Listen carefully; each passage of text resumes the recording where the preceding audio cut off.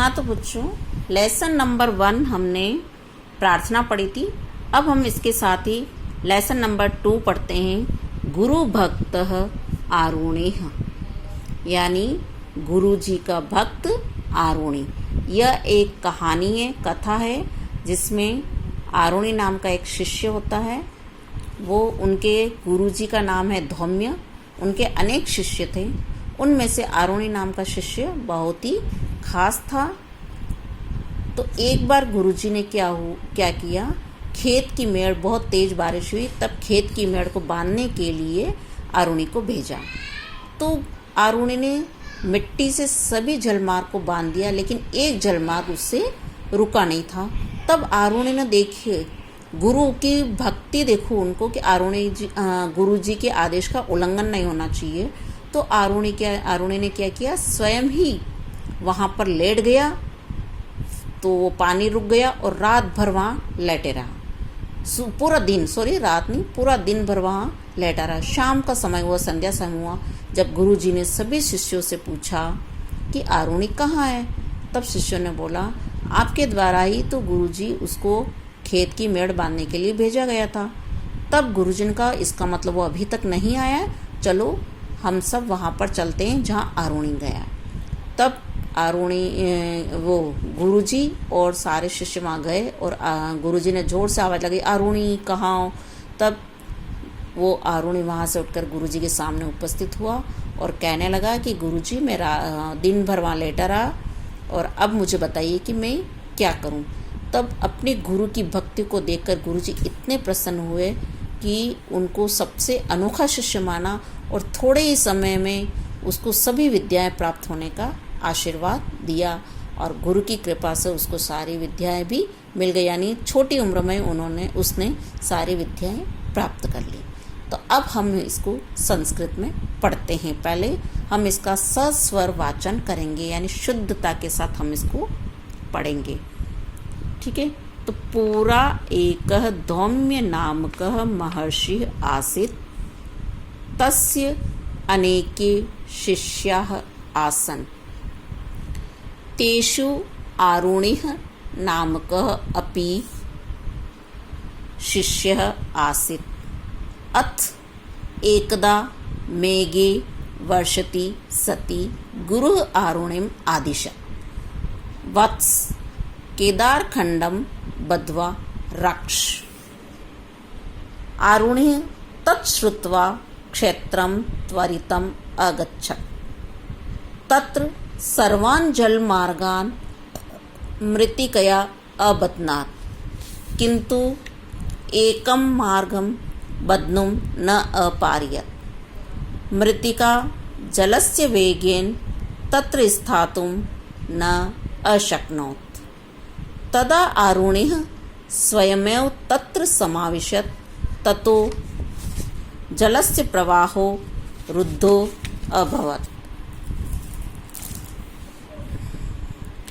तथा संस्थितस्य तद्दिनं व्यतीतं।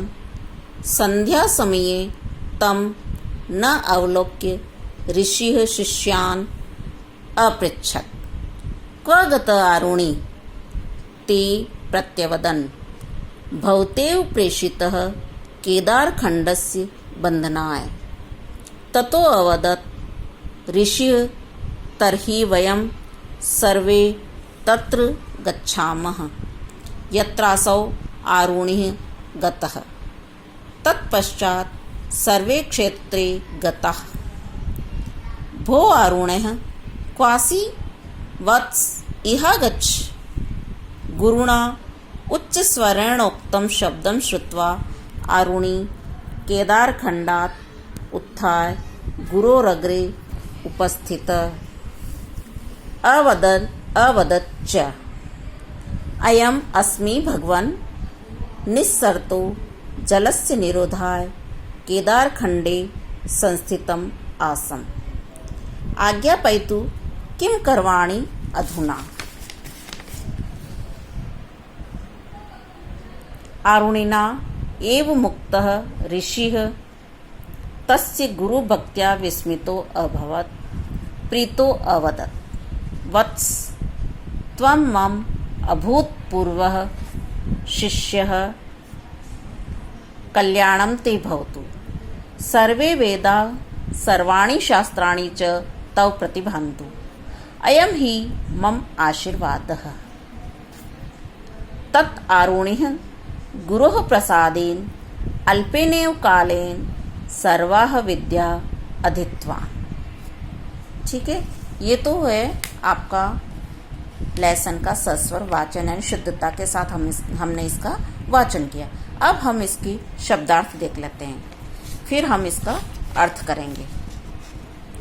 पूरा प्राचीन काल में आसन थे, तेषु उनमें से आदिशत आदेश दिया, रक्ष, ये रक्षा है बेटा, पर रक्षा करो।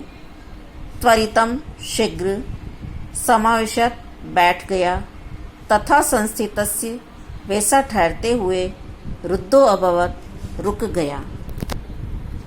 महर्षि महान ऋषि एकदा एक बार केदारखंडम खेत के टुकड़े को मेघे वर्षति सती बादल बरसने पर, तत्श्रुत्वा यह सुनकर मृत्तिकया मिट्टी से प्रत्यवदन उत्तर में बोले, स्थातुम न ठहरने में समर्थ न हो सकी।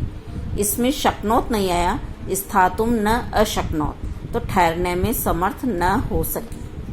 तरही तब। ठीक है, अब हम इसका अर्थ करेंगे। पूरा एक धौम्य नामक महर्षि आसीत। पूरा मतलब प्राचीन समय में एक धौम्य नाम के महान ऋषि थे। महर्षि, महा प्लस ऋषि, इसकी संधि विच्छेद करते हैं तो महर्षि, यानी ये आपकी स्वर संधि का उदाहरण है। तस्य अनेके शिष्याः आसन, उनके अनेक शिष्य थे। तस्य किसके लिए आया यहाँ पर? गुरु जी के लिए, यानी धौम्य ऋषि के लिए। उनके अनेक शिष्य थे। तेषु आरुणि नामक अपि शिष्य आसीत्, उनमें से आरुणि नामक भी, अपि मतलब भी, एक शिष्य था। अथ एकदा मेघे वर्षति सती, अतः एक बार बादल बरसने पर, गुरु आरुणिम आदिशत, यानी गुरु जी ने आरुणि को आदेश दिया, वत्स केदारखंडम बध्वा रक्ष, के पुत्र खेत के टुकड़े को बांधकर उसकी रक्षा करो, यानी खेत के चारों ओर पानी निकल रहा है तो उसके मेड़ बांधकर उसकी रक्षा करो। आरुणि तत्श्रुत्वा क्षेत्रम त्वरितम अगच्छत। आरुणि यह सुनकर खेत पर तुरंत चला गया। तत् ते तानि, है ना, ये नपुंसक लिंग शब्द है।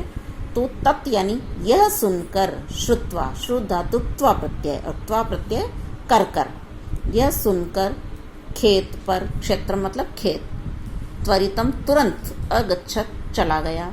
गम धातु लंग लकार प्रथम पुरुष एक वचन, चला गया। तो लंग लकार में गम धातु गच्छ में बनती है।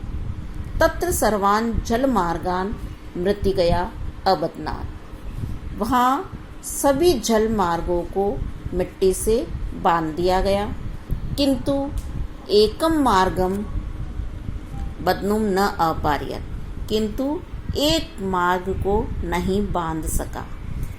मृत्तिका जलस्य वेगेन तत्र स्थातुम न अशक्नोत, मिट्टी जल के वेग को वहाँ पर रोकने में असमर्थ थी, यानी पानी का बहाव इतना तेज था कि मिट्टी से वह नहीं बंध पा रहे थे, जलमार्ग रुक नहीं पा रहा था। तदा आरुणिः स्वयमेव तत्र समाविशत, तब आरुणि ने क्या किया? स्वयमेव, स्वयं प्लस एव, स्वयं ही वहाँ पर लेट गया। ततो तब जलस्य प्रवाहो रुद्धो अभवत्, तब जल का प्रवाह, जल का जो वेग था, प्रवाह था, बहाव था, वो रुक गया। तथा संस्थितस्य तद दीनम व्यतीतम, इस प्रकार उसको वहाँ लेटे हुए पूरा दिन बीत गया। संध्या समये तम न अवलोक्य, शाम के समय, संध्या के समय, तम मतलब आरुणि के लिए आया यहाँ पर, उसको न देखकर, अवलोक्य न देखकर ऋषि शिष्यान, ऋषि ने शिष्यों को, शिष्य शिष्यौ शिष्यः, शिष्यम शिष्यौ शिष्यान, तो द्वितीय विभक्ति बहुवचन है और द्वितीय विभक्ति यानी कर्म कारक उसका चिन्ह होता है को। तो सभी शिष्यों को पूछा, पृच्छ धातु पूछा, क्व गत आरुणि, कि आरुणि कहाँ गया। ते प्रत्युवदन, वे सभी बोले, यहाँ पर वे सभी कौन, शिष्य। भवतेव प्रेषितः केदारखंडस्य बंधनाय, कि आपके द्वारा ही उसको खेत की मेड़ को बांधने के लिए भेजा गया, मतलब खेत के टुकड़े को बांधने के लिए भेजा गया था। ततो अवदत्, तब बोले ऋषि। अब यहाँ पर बोले क्यों आया, क्योंकि ऋषि सम्मान सूचक शब्द है, ऋषि को सम्मान दिया जाता है, महर्षि गुरु है, तो सम्मान सूचक के लिए हम वे शब्द का यूज करते हैं। तर्हि वयम सर्वे तत्र गच्छामः, तब वे ऋषि बोले तो हम सब वहां पर चलते ही जहां पर यत्र असौ आरुणि गतः, यत्र असौ जहां पर आरुणि गया हुआ है। तत्पश्चात सर्वे क्षेत्रे गताः, उसके बाद सभी कहाँ चले गए, खेत पर। भो आरुणे क्वासी वत्स इह गच्छ, हे आरुणि कहाँ हो पुत्र, इधर आओ। गुरुणा उच्च स्वरेण उक्तम शब्दं श्रुत्वा आरुणि केदारखंडात् उत्थाय गुरोरग्रे उपस्थित। गुरु जी के आवाज को सुनकर, गुरु जी के उच्च स्वर को सुनकर, श्रु धातु त्वा प्रत्यय सुनकर आरुणि खेत के टुकड़े से उत्थाय उठकर गुरोरग्रे उपस्थित, गुरु जी के सामने उपस्थित हुआ। अवदच्च, और बोला, अयम अस्मि भगवान, मैं यहाँ हूँ भगवान। निस्सर्तो जलस्य निरोधाय केदार खंडे संस्थितम आसम, निकलते हुए जल के वेग को रोकने के लिए मैं खेत के टुकड़े पर, केदार खंडे खेत के टुकड़े पर लेटा हुआ था। आज्ञा पैतु किम करवाणी अधुना, अब मुझे आज्ञा दीजिए कि क्या करूं, अब मैं क्या करूं। आरुणिना एव मुक्त ऋषि तस्य गुरु भक्त्या विस्मितो भवत, आरुणि के इस प्रकार के वचन को सुनकर ऋषि उसकी गुरु भक्ति से बड़े ही प्रसन्न हुए, विस्मित हुए। प्रीतो अवदत्, और प्यार से बोली, वत्स त्वं मम अभूतपूर्व शिष्यः, कि हे पुत्र तुम मेरे बड़े ही अनोखे शिष्य हो। कल्याणम ते भवतु, तुम्हारा कल्याण हो। सर्वे वेदाः सर्वाणि शास्त्राणि च तव प्रतिभान्तु, सभी वेद और सभी शास्त्रों का तुम्हें ज्ञान प्राप्त हो जाए। अयम ही मम आशीर्वाद है, यही मेरा आशीर्वाद है। तदा आरुणिः गुरो प्रसादेन अल्पेनेव कालेन सर्वाः विद्या अधीतवान्, तब आरुणि गुरु जी की कृपा से थोड़े ही समय में सभी विद्याएं प्राप्त कर, यानी आरुणि ने थोड़े ही समय में गुरु जी की कृपा से सभी विद्याएं प्राप्त कर ली। ठीक है, ये तो है आपका पाठ का सस्वर वाचन और उसका अर्थ।